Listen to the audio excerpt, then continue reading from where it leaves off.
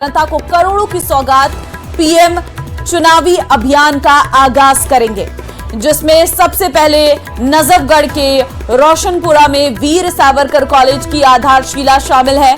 PM Modi Delhi के अशोक विहार के स्वाभिमान अपार्टमेंट में इन सीटू स्लम पुनर्वास परियोजना के तहत झुग्गी झोपड़ी जेजे क्लस्टर के निवासियों के लिए नवनिर्मित फ्लैटों का दौरा करेंगे। सभी फ्लैटों का केंद्र सरकार की घर योजना के तहत निर्माण कराया गया है। प्रधानमंत्री मोदी 1675 फ्लैट की चाबी लोगों को सौंपेंगे। पीएम मोदी दिल्ली विश्वविद्यालय में 600 करोड़ रुपए से अधिक की लागत वाली 3 नई परियोजनाओं की आधारशिला भी रखेंगे। इसमें पूर्वी दिल्ली के सूरजमल विहार में पूर्वी परिसर में एक शैक्षणिक ब्लॉक और द्वारका में पश्चिमी परिसर में एक शैक्षणिक ब्लॉक शामिल है। इसके अलावा नजफगढ़ के रोशनपुरा में वीर सावरकर कॉलेज का भवन भी शामिल है, जिसमें शिक्षा के लिए अत्याधुनिक सुविधाएं हैं। सूत्रों की माने तो पीएम मोदी की दिल्ली में अलग अलग हिस्सों से करीब 50,000 से अधिक लोग शामिल होंगे। सबसे चर्चा का केंद्र है जहां झुग्गी वही मकान।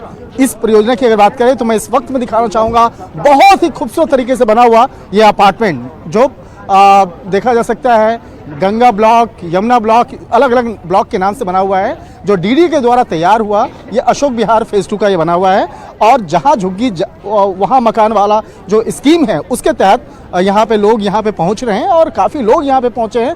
आज लोगों के अंदर में काफ़ी खुशी यहाँ पे देखी जा रही है। कुछ ऐसे लोगों से भी बात करते हैं जो रहते तो हैं आसपास के झुग्गी इलाकों में, अब उनको अब नए मकान आवंटित होंगे। हालांकि अभी शुरुआती तौर पर तकरीबन 1650 जो मकान हैं, जो फ्लैट्स हैं, वो आवंटित किए जाएंगे।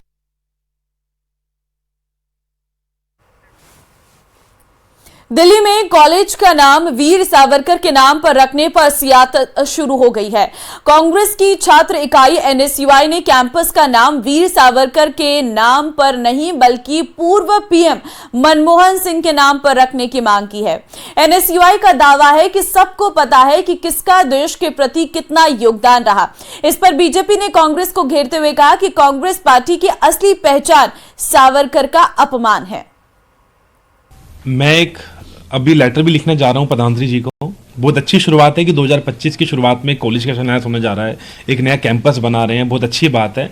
लेकिन इस कैंपस का नाम, इस कॉलेज का नाम सावरकर जी की जगह डॉक्टर मनमोहन सिंह जी के नाम पे रखना चाहिए। देखिए, अभी कुछ ही दिनों पहले मनमोहन सिंह जी का देहांत हुआ है, पूरा देश भावुक है और वो पूरे देश के प्रधानमंत्री थे। और किस तरीके से डॉक्टर मनमोहन सिंह जी की जो जर्नी रही है, वो एकेडमिकल जर्नी कितनी फैंटास्टिक रही है। सावरकर जी को किस प्रकार से अपमानित करने का काम पहले कांग्रेस के सांसद नासिर हुसैन ने किया। क्यों? क्योंकि एक यूनिवर्सिटी का नाम उनके नाम पर, एक कॉलेज का नाम उनके नाम पर रखा जा रहा है और अब कहा जा रहा है कि सावरकर जी का नाम हटाकर डॉक्टर मनमोहन सिंह जी के नाम पर रखा जाए। डॉक्टर मनमोहन सिंह जी को तो पूरा सम्मान मिलना ही चाहिए, पर कांग्रेस कम से कम इसके बारे में ना बोले।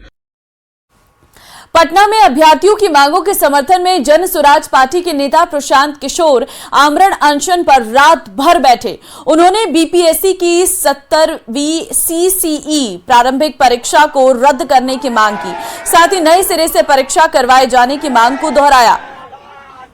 प्रशांत किशोर पटना के गांधी मैदान में देर शाम महात्मा गांधी की प्रतिमा के पास अभ्यर्थियों के साथ आमरण अनशन पर बैठे। इस दौरान वहां उनके कई समर्थक भी जुटे, जिन्होंने नीतीश सरकार के खिलाफ नारेबाजी की।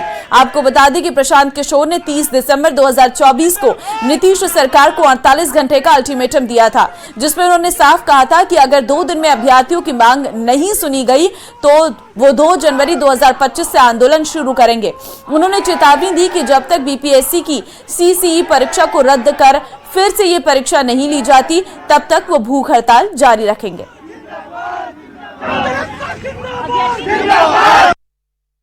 बिहार में ध्वस्त शिक्षा व्यवस्था और 70वीं बीपीएससी परीक्षा में भारी गड़बड़ी को लेकर प्रशांत किशोर जो जन सुराज के सूत्रधार हैं आज पटना के गांधी मैदान में आमरण अनशन पर बैठे हैं। तस्वीरों में भी आप साफ तौर पर देख सकते हैं तमाम जो बीपीएससी के अभ्यर्थी हैं वो बैठे हैं और साथ ही जन सुराज के लोग भी साथ में मौजूद हैं। सामने प्रशांत किशोर बैठे हैं और इन लोगों का यह मांग है कि जो 70वीं बीपीएससी परीक्षा हुई है उसमें भारी गड़बड़ी हुई है और ऐसे में इस परीक्षा को रद्द करना चाहिए।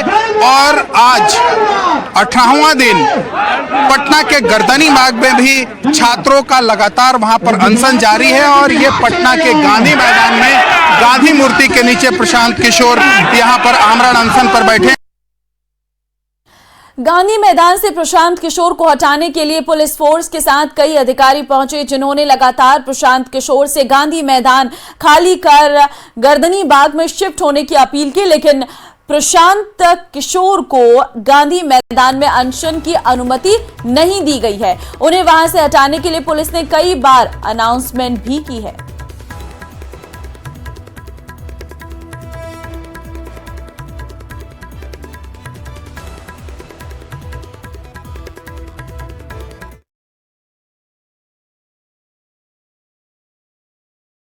स्ट्रैटेजी यही है कि हम लोगों ने ये इन लोगों को जो माननीय उच्च न्यायालय पटना है उनके द्वारा निर्धारित किया गया है 2015 के जजमेंट में कि गर्दनी बाग ही एक धरना स्थल है पटना में, उसके अलावा एक इलीगल माना जाता है।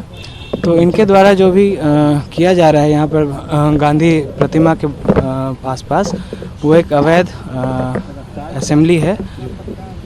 कब कैसे डिस्पर्स करेंगे अब इन्हें, आगे क्या किया जाएगा? इनको अभी नोटिस सर्व करवाया गया है प्रशासन के द्वारा, जिसमें जो भी पटना हाई कोर्ट का जजमेंट है और जो जिला अधिकारी का एक आदेश आया हुआ है उसमें रहता है।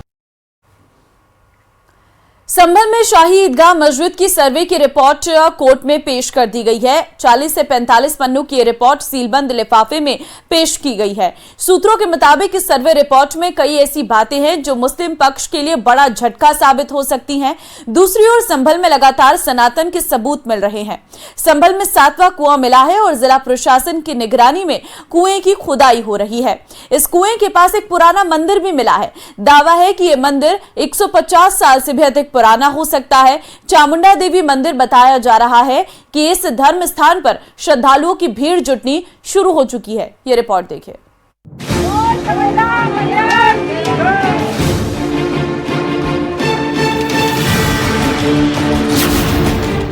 संभल में फिर मिले सनातन के सबूत।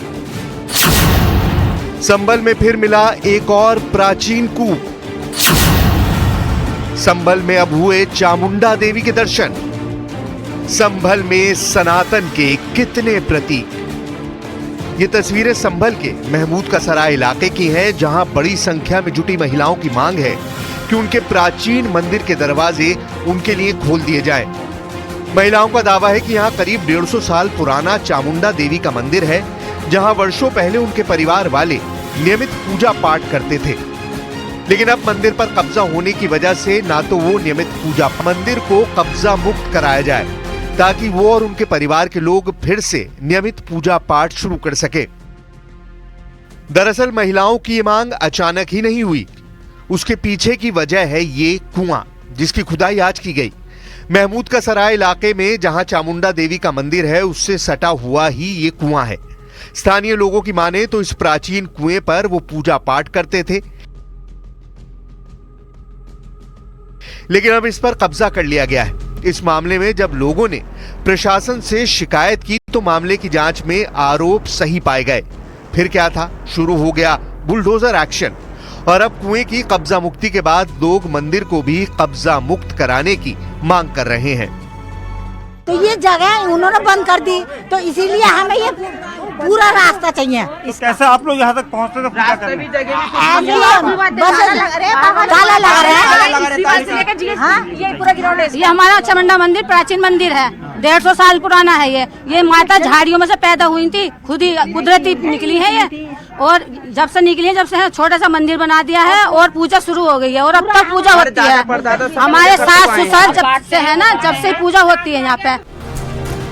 खैर, चामुंडा देवी मंदिर पर महिलाओं की मांग का क्या होगा, ये तो आगे तय होगा, लेकिन नए साल पर इस दौरान मिले शिव और हनुमान मंदिर में भक्तों ने दिव्य पूजा पाठ की, जिसमें बड़ी संख्या में श्रद्धालुओं ने हिस्सा लिया।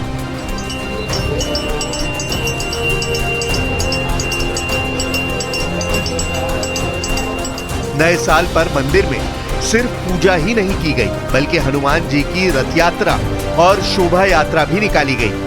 किष्किंधा रथ यात्रा के दौरान माहौल ऐसा रहा कि पुलिस वाले भी भक्तिमय होने से खुद को नहीं रोक सके। सड़कों और गलियों से निकली इस यात्रा के दौरान लोग बजरंगबली और शिव के साथ कल्कि भगवान के जयकारे लगाते रहे। कल्कि भगवान का अवतार होने वाले हैं इसी संबल क्षेत्र में, तो भगवान प्राकट्य हो गया। जब प्राकट्य हो गया तो भगवान विष्णु का, कल्कि भगवान का जो अनन्य भक्त हैं, मौन बैठेंगे क्या? आ गया अभी, क्योंकि यही हनुमान जी त्रेता युग में श्री रामचंद्र भगवान को पूजा किया, सेवा में थे।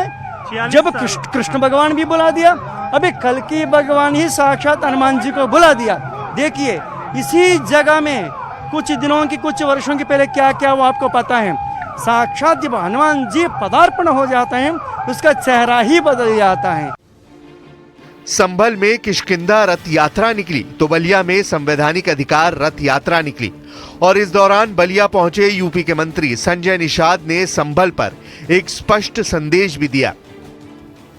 तो विरासत अगर हमारी कोई उस पर कब्जा किया तो मिलना चाहिए। आज के दिन में जब इस्लाम धर्म में लिख दिया गया कि इबादत जगह पर, विवादित जगह पर इबादत करना गुनाह है, तो जितनी विवादित जगह है उन्हें छोड़ देना चाहिए, हराना चाहिए। और विपक्ष के लोग एक विशेष वर्ग को खुश करने के लिए बयानबाजी करते हैं। तो संभल पर सियासत सिर्फ इतनी ही नहीं है। जामा मस्जिद के सामने बन रही पुलिस चौकी पर भी सियासी रण शुरू हो गया है। संभल में सत्यव्रत चौकी का काम तेजी से चल रहा है, और यही वजह है कि महज 5 दिनों में ही पुलिस चौकी के भवन में छत भी पड़ गई है। लेकिन इसको लेकर सियासत भी उतनी ही तेज हो गई है। पुलिस चौकी को लेकर क्या है नया दावा, बताएंगे, लेकिन उससे पहले पुलिस चौकी को लेकर क्या है स्थानीय महिलाओं की सोच, वो भी सुनिए। जैसे आपके हस्बैंड कर रहे हैं कि या तो संपत्ति हमें मिल जाए, नहीं तो वहाँ पे मंदिर बना दी जाए, पुलिस चौकी बना दी जाए। आप सहमत हैं इस बात से? जी, पूरे परिवार से, पूरे परिवार से।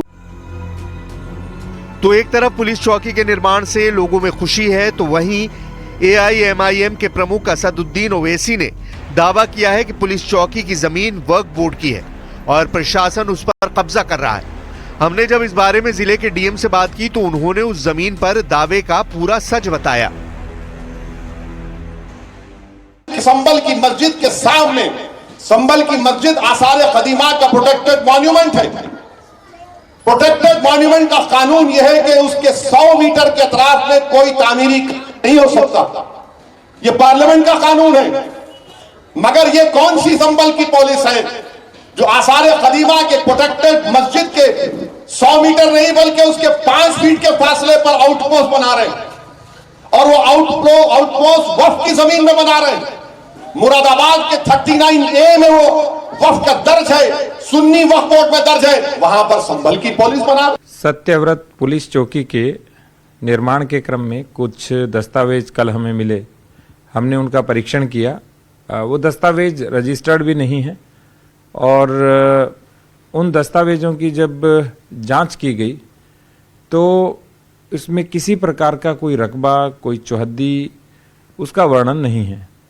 तो जो प्राइमरीली है उन दस्तावेजों के आधार पे कुछ कहा नहीं जा सकता है, और हमने कहा भी है यदि आपके पास और भी कोई दस्तावेज है तो आप लेके आएं, हम नियमानुसार कार्रवाई करेंगे। संभल में सनातन के प्रतीकों के बीच सियासी हलचल लगातार बढ़ रही है। इस बीच संभल में खुदाई के दौरान मिल रही विरासत को संजोए रखने के लिए जीर्णोद्धार का काम भी शुरू हो गया है।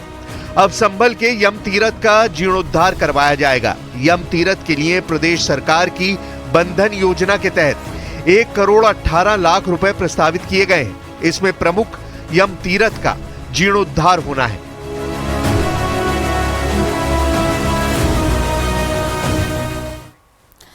यूपी के सरस्वती में मदरसे से नकली नोट बरामद मामले में बड़ा पर्दाफाश हुआ है। जांच में सामने आया है कि सरस्वती में मदरसा अवैध रूप से संचालित किया जा रहा था और मदरसे से कुछ दवाएं भी पुलिस को मिली है। इसके अलावा जांच में ये भी सामने आया है कि मदरसा चलाने वाले मुबारक अली उर्फ नूरी बाबा लोगों से चंदा वसूलता था और उन्होंने नेपाल बॉर्डर के पास काफी प्रॉपर्टी खरीदी हुई थी और इस मदरसे में बाहर से भी महिलाएं आती थी।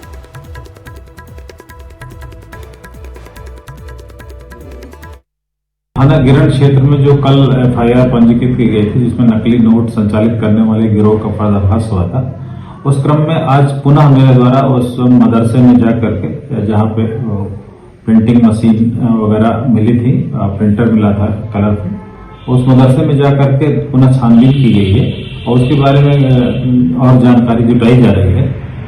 जो नूर मोहम्मद नाम का जो मैनेजर था मदरसा संचालक, उसके बारे में जानकारी मिली है कि उसके काफी मात्रा में उसने इस बीच जमीनी क्रय की है। उस बारे में अभिलेखों के बारे में लेखपाल से बात की गई है। अलवर की रैनी से बड़ी खबर है। टाइगर ST2402 की नई लोकेशन ट्रेस की गई है। रैनी के चिक्की बास रोड पर एक मकान में घुसा है टाइगर की लोकेशन पर पहुंची है सरिस्का की टीम। ट्रैकुलाइज करने का किया जा रहा प्रयास। ग्रामीणों की आवाजाही पर रोक लगाई गई है। रेस्क्यू के लिए वन विभाग की कई टीमें मौके पर मौजूद हैं। टाइगर को लेकर आज रैनी क्षेत्र में दूसरा दिन है, तो अब टाइगर की लोकेशन जो है वो मिल गई है और ऐसे में चिल्की बास रोड में ट्रैकुलाइज करने की कोशिश की जा रही है और वन विभाग की टीमें यहां पर मौजूद है। ग्रामीणों की आवाजाही पर अब रोक लगा दी गई है। टाइगर ST2402 की नई लोकेशन, एक मकान में घुसा हुआ है इस वक्त टाइगर और ऐसे में उसी मकान में उसे बंद किया जाए और वहीं से उसे ट्रैकुलाइज किया जाए, इसकी कोशिश जो है वो की जा रही है। टाइगर की लोकेशन पर सरिस्का की टीम पहुंची है। ट्रैकुलाइज करने का प्रयास जो है वो किया जा रहा है। ग्रामीणों की आवाजाही पर रोक लगाई गई है।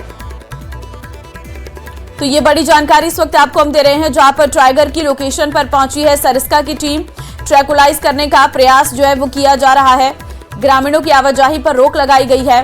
टाइगर ST2402 की नई लोकेशन ट्रेस की गई है। नितिन हमारे संवाददाता फोन लाइन पे है। नितिन, क्या अपडेट है आपके पास? बताया जा रहा है कि एक मकान में घुसा हुआ है टाइगर। जी, ये जो सरिस्का का जो टाइगर है वो लगातार 3 दिन से जो है रैनी क्षेत्र में है और साथ में जो चिल्की का बास है वहां पर इसकी लोकेशन आई है। वन विभाग की जो टीम है लगातार इसको ट्रेस करने में लगी है। टैंकुलाइज करने का प्रयास किया जा रहा है लेकिन अभी तक टैंकुलाइज नहीं किया गया है। और ये जो टाइगर है सरिस्का से निकल के पहले दौसा पहुंच गया था, दौसा से वापसी फिर ये कल यहाँ रैनी के करणपुरा गांव पहुंचा था और करणपुरा गांव पहुंचने के बाद में लोगों ने जैसे ग्रामीणों ने देखा, उसके बाद वन विभाग को सूचना दी गई। वन विभाग की टीम मौके पर पहुंची। ड्रोन से भी वन विभाग की टीम ने सर्च ऑपरेशन चलाया और वैसे भी चलाया था, लेकिन जो टाइगर है वो ट्रैंकुलाइज नहीं हो पाया। लेकिन आज जो लोकेशन आ रही है वो चिल्की के पास में कोई मकान है, उसके अंदर जो है टाइगर घुसा हुआ है। ठीक है, लेकिन क्या लग रहा है, मकान के अंदर ही है अभी टाइगर या वहां से बाहर निकल गया है? क्योंकि अगर मकान के अंदर है तो कोशिश की जाएगी कि वहीं पर ट्रैकुलाइज हो सके और वहीं पर पकड़ा जाए। नहीं, बिल्कुल, जो चिल्की का बास जो रोड है उसके पास में एक मकान है, उसी मकान के अंदर टाइगर घुसा हुआ है और वन विभाग की टीम को ये सूचना लग गई है और वन विभाग की टीम मौके पर पहुंच रही है और उसको ट्रैंकुलाइज करने का प्रयास भी किया जाएगा। लेकिन वहां पर अभी किसी भी तरह की जो लोगों की जो आवाजाही है वो पूरी तरह रोक दी गई है और आसपास जो काफी 1-1.5 किलोमीटर तक जो है लोगों को अंदर जाने नहीं दिया जा रहा है और वन विभाग की टीम लगातार, रणथंभौर की टीम भी लगी हुई है, वन विभाग सरिस्का की टीम भी लगी हुई है और ट्रैंकुलाइज करने का प्रयास भी किया जा रहा है। ठीक है, बहुत धन्यवाद नितिन आपका तमाम जानकारी देने के लिए। देश में बांग्लादेशी घुसपैठियों के खिलाफ एक्शन जारी है। दिल्ली में अवैध घुसपैठियों की पहचान के लिए पुलिस ने खास मुहिम चलाई है। घुसपैठियों को पकड़े उन्हें डिपोर्ट करने की कार्रवाई की जा रही है। घुसपैठियों के पकड़े जाने के बाद इस मुद्दे पर सियासत भी शुरू हो गई है। अगले कुछ दिनों में दिल्ली में विधानसभा चुनाव होने हैं, जिसको लेकर बीजेपी आरोप लगा रही है कि आम आदमी पार्टी सरकार ने जानबूझकर दिल्ली में घुसपैठियों को पनाह दी ताकि उन्हें वोट बैंक के रूप में इस्तेमाल किया जा सके। तो वहीं आम आदमी पार्टी का आरोप है कि बांग्लादेशी घुसपैठियों पर कार्रवाई की आड़ में गरीबों, दलितों और पूर्वांचलियों के वोट का अधिकार छीना जा रहा। ये रिपोर्ट देखिए।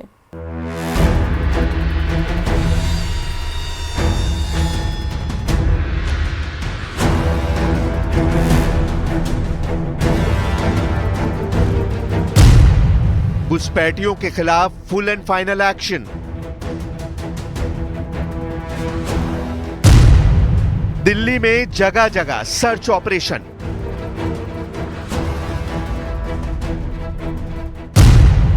तैंतीस बांग्लादेशी घुसपैठियों को किया गया डिपोर्ट। अवैध घुसपैठियों के खिलाफ देश भर में सुरक्षा एजेंसियों का एक्शन जारी है। इस बीच आज दिल्ली में अवैध रूप से रह रहे बांग्लादेशी नागरिकों के खिलाफ बड़ी कार्रवाई की गई।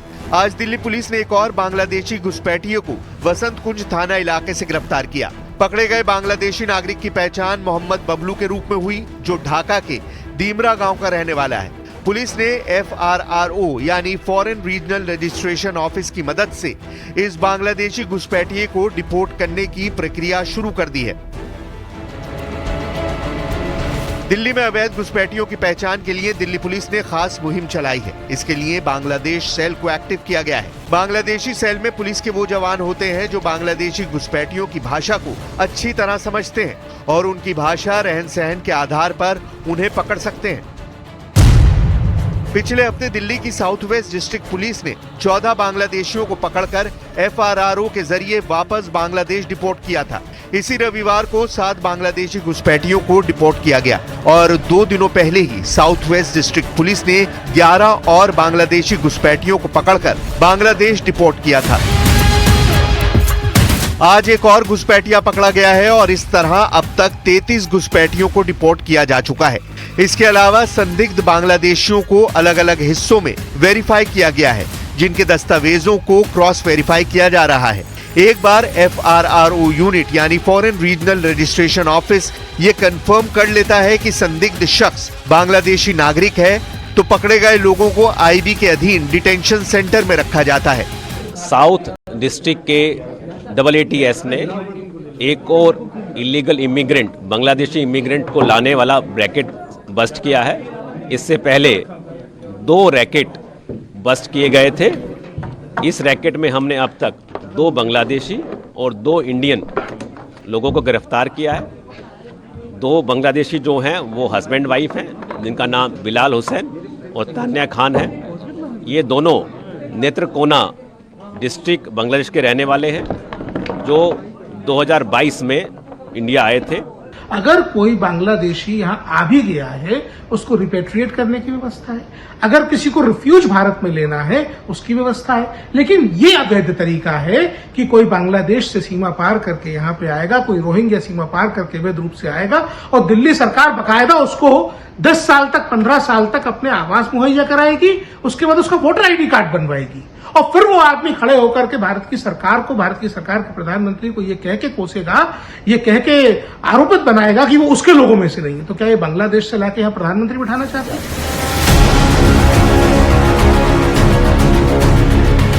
दिल्ली के अलग अलग इलाकों से बड़ी संख्या में घुसपैठियों के पकड़े जाने के बाद इस मुद्दे पर सियासत भी शुरू हो गई है। अगले कुछ दिनों में दिल्ली में विधानसभा चुनाव होने हैं, जिसको लेकर बीजेपी आरोप लगा रही है कि आम आदमी पार्टी सरकार ने जानबूझकर दिल्ली में घुसपैठियों को पनाह दी ताकि उन्हें वोट बैंक के रूप में इस्तेमाल किया जा सके। तो वहीं आम आदमी पार्टी का आरोप है कि बांग्लादेशी घुसपैठियों पर कार्रवाई की आड़ में गरीबों, दलितों और पूर्वांचलियों के वोट का अधिकार छीना जा रहा है। यूपी, बिहार, झारखंड जैसे राज्यों से दिल्ली में आने वाले लोगों को घुसपैठिया बताकर उनके वोट खत्म किए जा रहे हैं। दिल्ली में 20-20 रुपए में अगर आधार कार्ड ये बना रहे हैं और जो शाहीन बाग के पास वोटर लिस्ट, वो जो आधार प्रिंट मशीन पकड़ी गई है, उसकी जो जांच चल रही है, हमारी जानकारी के हिसाब से, वो तो पुलिस बताएगी, 20,000 से ज्यादा नकली आधार कार्ड बने उस मशीन से, सिर्फ 20-20 रुपए में। ये अरविंद केजरीवाल और ये आम आदमी पार्टी के जो नेता इनको पालने का काम कर रहे हैं, 20-20 रुपए में अपना ईमान बेच रहे हैं, अपनी देशभक्ति बेच रहे हैं। ये है इनका करैक्टर। देखिए, कहीं पर भी यदि फर्जी वोटर रहेंगे तो वो लोकतंत्र की स्वस्थ प्रक्रिया को प्रभावित करते हैं। एक व्यक्ति जो मान लीजिए रहता ही नहीं है, उसका वोट बना हो, एक व्यक्ति जो एग्जिस्ट नहीं करता उसका वोट बना हो, या ऐसे व्यक्ति जिनका वोट 2-2 जगह बना हो, क्या ऐसे व्यक्तियों को संविधान इजाजत देता है? बिल्कुल नहीं देता। तो इस नाते से ऐसे जो भी लोग हैं, चाहे वो अवैध रूप से घुसपैठ करके लाए गए हों या जिनका अस्तित्व ना हो, ऐसे सब लोगों के वोट काटे जाने चाहिए, तभी देश का लोकतंत्र मजबूत होगा। ये भारतीय जनता पार्टी के कुकर्मों का, उनके गुनाहों का, उनके पाप का लेखा जोखा है। आप पूर्वांचल के हमारे भाइयों को, यूपी बिहार के लोगों को बांग्लादेशी कहोगे, रोहिंग्या कहोगे, उनको गाली दोगे, उनका वोट कटवाओगे और सोचोगे कि मैं चुप हो जाऊंगा। सदन में भी आपसे लड़ूंगा और सड़क पे भी आपसे लड़ूंगा। किसी भी गलतफहमी में मत रहना। नंबर 1, बॉर्डर तो उन्हीं के पास है और केंद्र के पास है और बीजेपी की सरकार वहां पर है, तो रोना किस बात का है? रोकें उनको, रोकेंगे भी नहीं और असफलता भी है और इसका हिंदू मुस्लिम भी करेंगे और पहले की सरकारों को दोष भी देंगे। अपनी असफलता के बारे में क्यों नहीं करते कि सब हर जगह असफल है, तो रोकें वो। और चलिए इसी के साथ इस बुलेटिन में फिलहाल के लिए बस इतना ही। बाकी अन्य खबरों के लिए बने रहिए हमारे साथ। नमस्कार।